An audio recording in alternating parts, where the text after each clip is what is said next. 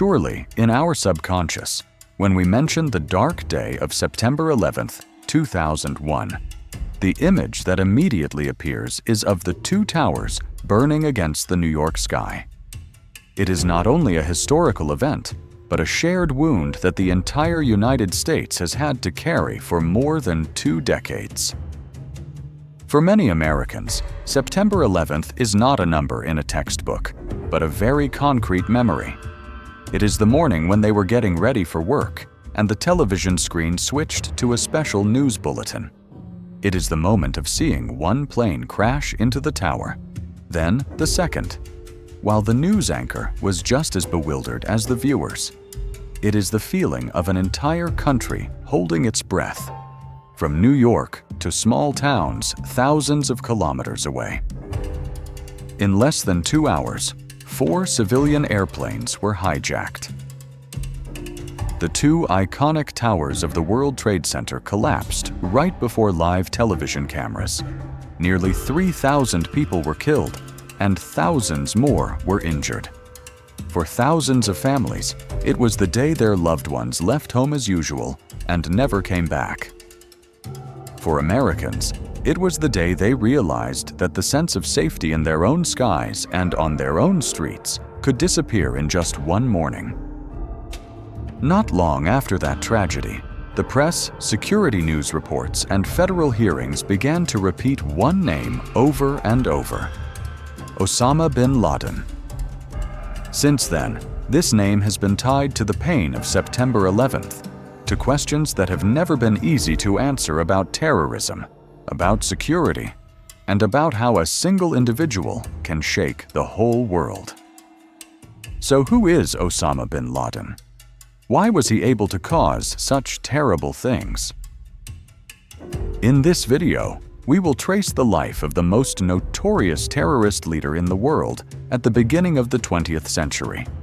From his luxurious childhood to the years of war in Afghanistan. From the moment he left his homeland to build al-Qaeda to the day he was hunted down in a 3-story house in Pakistan. We are here not to turn him into a legend, but to understand the mechanisms that turned an individual into a symbol of global terrorism, and to remind that behind every number there are people who had to pay the price. When looking back at Osama bin Laden's profile, the first thing that stuns many Americans is his background. This is not the story of a child who grew up in a refugee camp in extreme poverty. Osama was born in 1957 in Riyadh, the capital of Saudi Arabia, into the family of a Yemeni-born construction tycoon who had become an important partner of the royal family in expanding the Islamic holy sites. Osama's father, Mohammed bin Laden, was the model of a successful immigrant. From an ordinary laborer, he built up the largest construction empire in the country. His company took on contracts for roads, palaces, and projects around Mecca and Medina. The name bin Laden was associated with cranes, concrete, and structures rising around the holiest places of Islam. That was the world Osama entered from the moment he was born. But inside that wealthy family, life was not at all simple. His father had many wives and very many children. Osama's biological mother was one of the younger wives and was not of Saudi origin. After divorcing Mohammed bin Laden, she remarried. Osama stood between 2 worlds, both the son of a powerful tycoon and a child who had to find his own place within a family with many layers. For many Americans, the image of a Middle Eastern rich heir is easily linked with supercars, luxury travel, and a life of indulgence. In reality, Osama's childhood was far from that. He grew up in an intensely religious environment. Saudi Arabia in the 1960s and 1970s was a place where mosques, religious schools, and Sharia law shaped everyday life. From an early age, Osama was taught to memorize scripture, attended religious classes, and heard repeated over and over the duties of Muslims in the face of injustice. At school, he did not stand out as a loud, boisterous figure. Many people who met him later recalled the image of a thin, quiet young man who always maintained a solemn demeanor. As he grew older, he devoted more and more time to lectures and discussions about the politics of the Muslim world. For Americans, it may be hard to grasp the feelings that many young people in the Middle East carried within themselves at that time. They lived in oil-rich countries, yet at the same time witnessed instability, war, and poverty in Palestine, Afghanistan, and many other places. Osama studied at King Abdulaziz University in Jeddah, where he was exposed both to modern economics and to the rising currents of political Islamic thought. Lectures on markets and development existed side by side with presentations on Western influence and on how Muslim countries were being dominated. For a young man who had been familiar with religious language since childhood, those messages gradually turned into a call to action. From the outside, we can see the turns in the road that Osama could easily have taken. He had wealth, connections, and the foundations to become a businessman, a philanthropist, even a bridge between the Muslim world and the West.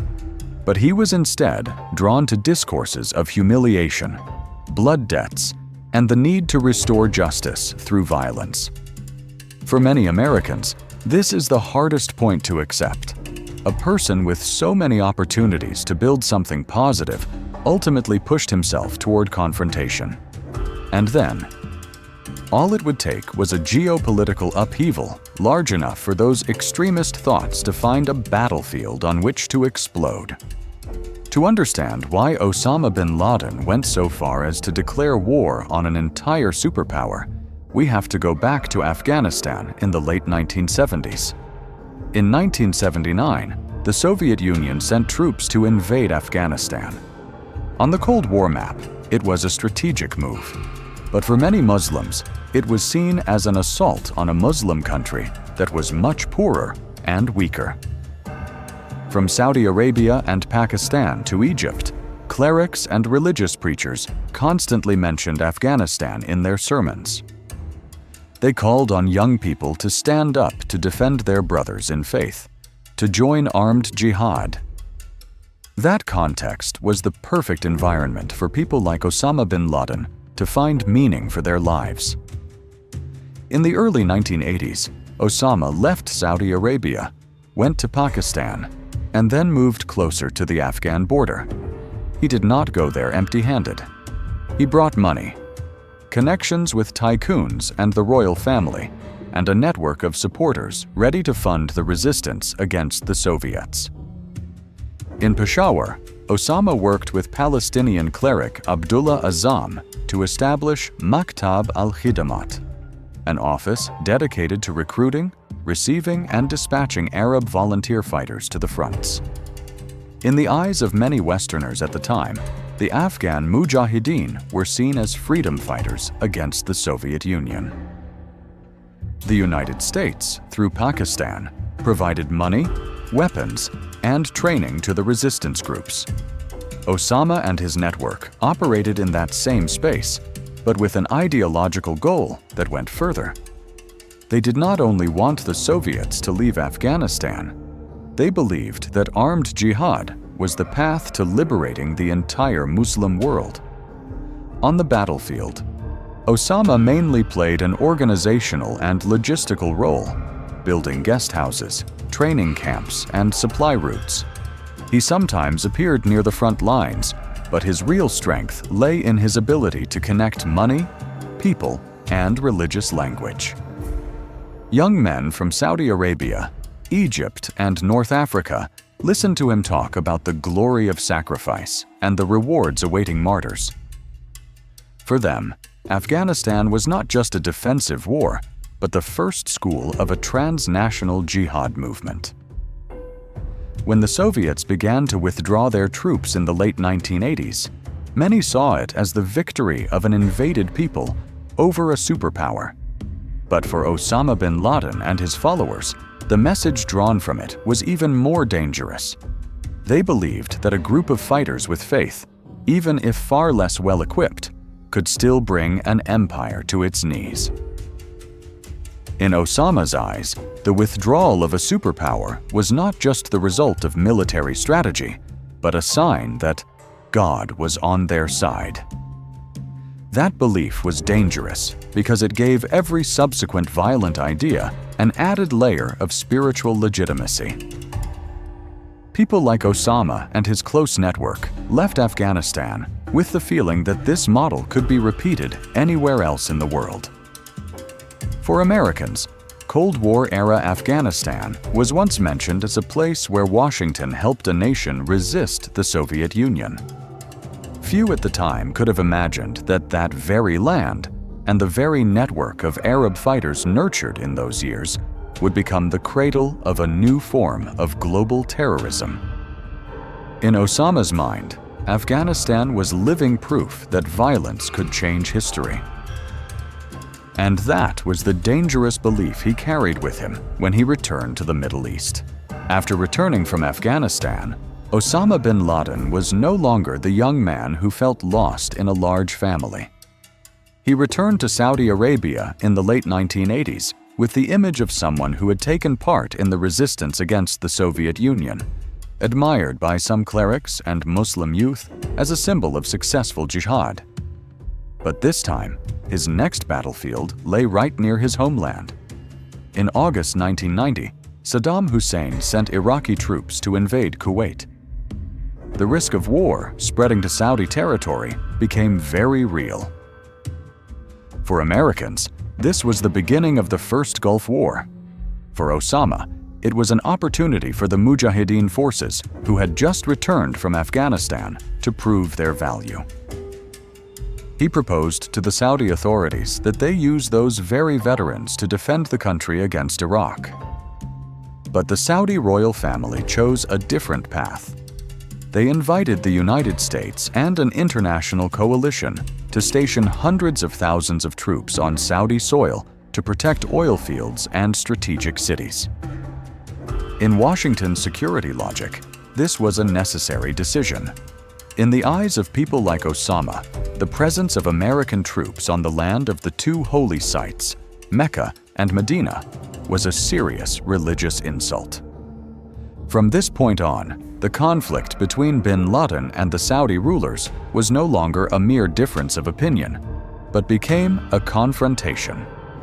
He began publicly criticizing the royal family in his writings and speeches, accusing them of being dependent on the West. The authorities responded by restricting his activities, banning him from travel, and controlling his finances. In 1991, bin Laden left Saudi Arabia for Sudan. By 1994, the Saudi government officially stripped him of his citizenship. A man who had been born in Riyadh, the son of a royal partner, now became stateless. In Sudan, Osama both built businesses in construction, agriculture, and transport, and quietly turned the place into a rear base for a new organization. Since the late 1980s, the name al-Qaeda, meaning the base, had been used to refer to the network of fighters and logistical facilities around Osama. By the early 1990s, al-Qaeda gradually became an organization with a clear structure, with a council, training camps, and its own strategic objectives. During this period, the activities of the network funded by bin Laden began to target American interests directly. The bombing of a hotel in Yemen in 1992, where American soldiers had once stayed, and the role of elements linked to al-Qaeda in the context of unrest in Somalia in the early 1990s, were early signals. For the majority of the American public, Osama was still not a familiar name, but within intelligence agencies, his file was growing thicker and thicker. In 1996, under international pressure, Sudan forced bin Laden to leave. He returned to Afghanistan, which at that time was under the control of the Taliban. There, he found a new safe haven where he could expand training camps and send out his messages. Also, in that year, Osama issued a long statement, described as a declaration of war against the Americans whom he believed were occupying the land of the two holy sites. The language of the document was a combination of religious ideology and political arguments, placing the United States in the position of central enemy. 2 years later, in 1998, bin Laden and several other extremist leaders signed another document calling for the killing of Americans, both civilians and soldiers, wherever possible. With these documents, al-Qaeda officially shifted from the role of a network of fighters who had once fought in Afghanistan to the role of an international terrorist organization, regarding attacks on the United States and its allies as a religious duty.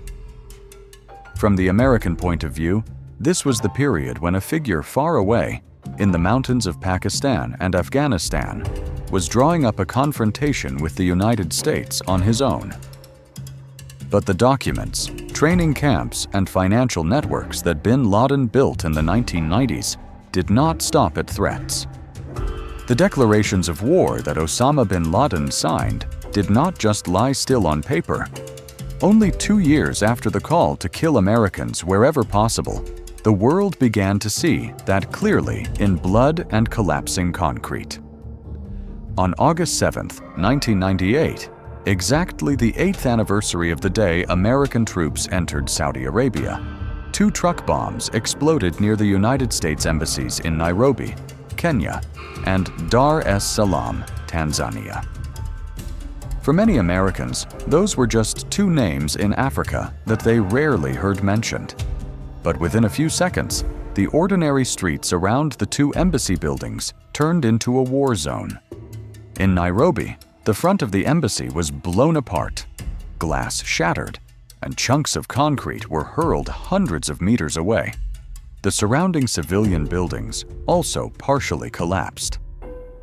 In Dar es Salaam, another bomb struck the area near the U.S. Embassy, causing severe damage to nearby structures.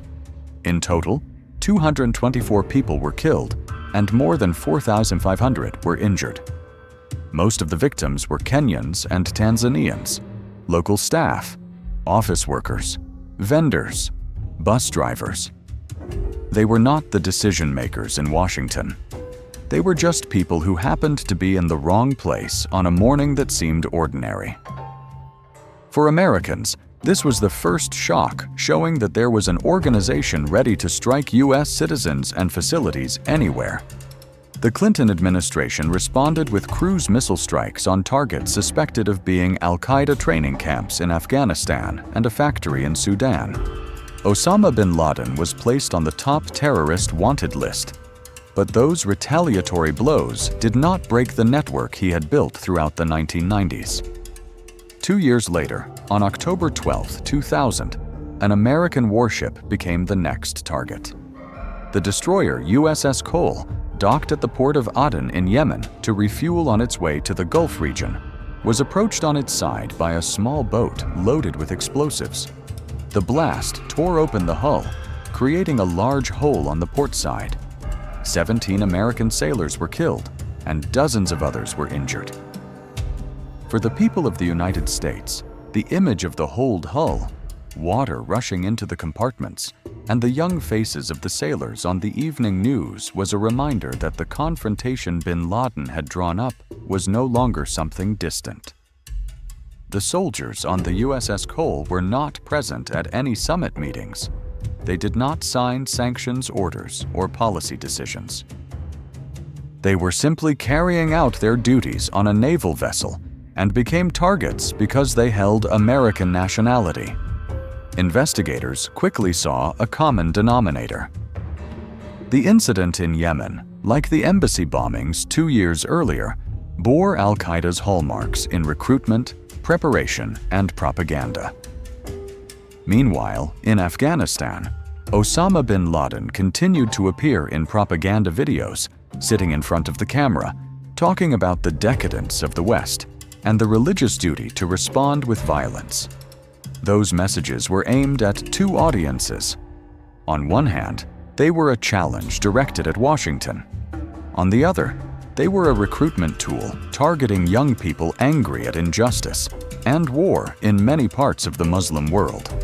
It was also during this period that a new attack idea was being prepared. Instead of only targeting diplomatic or military objectives outside U.S. territory, al-Qaeda began planning a campaign directly on American soil. The concept of using civilian airplanes as weapons had appeared in other plots since the mid-1990s. When Osama met Khalid Sheikh Mohammed, a veteran campaign planner, that idea was systematized into a more concrete plan. In the late 1990s, al-Qaeda selected a small group of members for special training. Some of them went to learn to fly at civilian aviation schools, including schools in the United States. On paper, they were foreign students, people seeking opportunities in the aviation industry. In reality, they were part of a plan to turn passenger flights into living missiles aimed at symbols of American economic and military power. What is noteworthy is that for many years before September 11th, American intelligence agencies already had separate pieces of the puzzle. They knew about the training camps in Afghanistan. They knew al-Qaeda wanted to attack the United States. After the 1998 embassy bombings and the 2000 USS Cole attack, this threat became a high priority. But putting all the pieces of information together to see a concrete plan involving civilian airplanes in U.S. airspace was something the security system at the time did not manage to do in time. So when we look back at the path that led to September 11, 2001, it did not begin on that morning.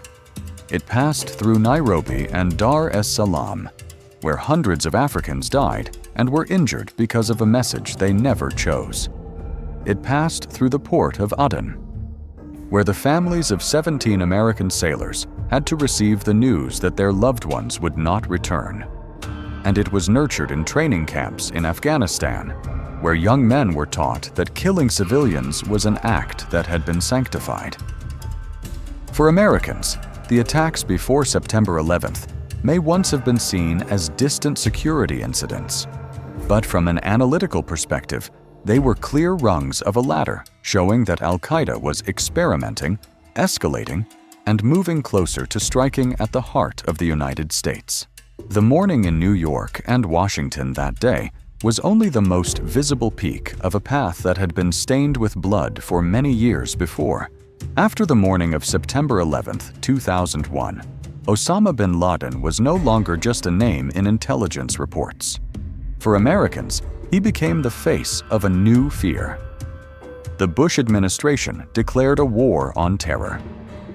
Only a few weeks later, on October 7, 2001, the U.S. military and its allies launched a campaign to attack Afghanistan, overthrowing the Taliban regime, the force that had given al-Qaeda shelter. In the winter of 2001, at Tora Bora, a rugged mountainous area near the Pakistani border, the U.S. side believed that bin Laden was being cornered. Bombs were dropped on the caves, local forces were mobilized, but he disappeared. For many Americans, this was the first moment of a sense of letdown, that the man behind September 11th might have escaped right before their eyes. In the years that followed, the hunt gradually shifted from the battlefield to the shadows of the intelligence world. Al-Qaeda was scattered. Many mid-level leaders were killed or captured. From their testimony, U.S. intelligence agencies gradually pieced together one crucial detail. It was the existence of a trusted courier known as Abu Ahmed al-Kuwaiti. If he could be found, it might be possible to trace bin Laden's hiding place. Many years of tracking, wiretapping, and surveillance finally led to a strange house in Abbottabad, Pakistan. From 2010, the CIA began monitoring this three-story house. It had no landline, no internet. The walls were high, surrounded by barbed wire. Trash was not taken away, but burned in the yard. For American analysts, all those details pointed to a conclusion that was hard to ignore. Someone very important was trying to hide there. In the spring of 2011, President Barack Obama was presented with options for action. Instead of bombing, he approved a raid so that the target could be confirmed directly. On the night of May 1st, going into the early morning of May 2nd, 2011, Pakistan time, helicopters carrying U.S. Special Operations Forces flew low across the border and into Abbottabad. One helicopter had a malfunction in the yard, but the mission continued. Within a few tens of minutes, bin Laden was shot dead on the top floor of the house, in front of his wife and several family members.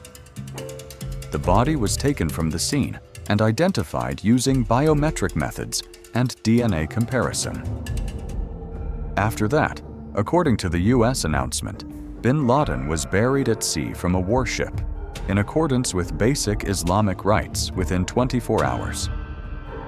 For the Washington administration, this was a way to both meet the minimum religious requirements and avoid turning a grave on land into a pilgrimage site for extremist supporters.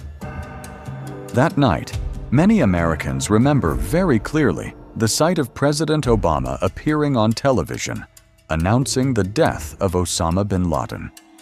In New York and Washington, some people poured into the streets, gathering in front of the White House, in front of Ground Zero, carrying flags, chanting slogans.